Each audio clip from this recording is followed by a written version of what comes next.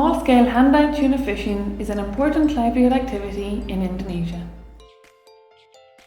Pak Hayunan is one of these small-scale handline tuna fishermen in eastern Indonesia. A typical day sees Pak Hayunan heading to sea around 2 a.m. to look for bait. He usually sails alone. From approximately 4 a.m. he will look for dolphins and birds, not to catch but as tuna locating aids, as tuna often school with these species and there will be a high chance of a successful catch. Pak Hayunan uses a fine nylon line with hooks and bait attached and must wear protective gloves when handling the line.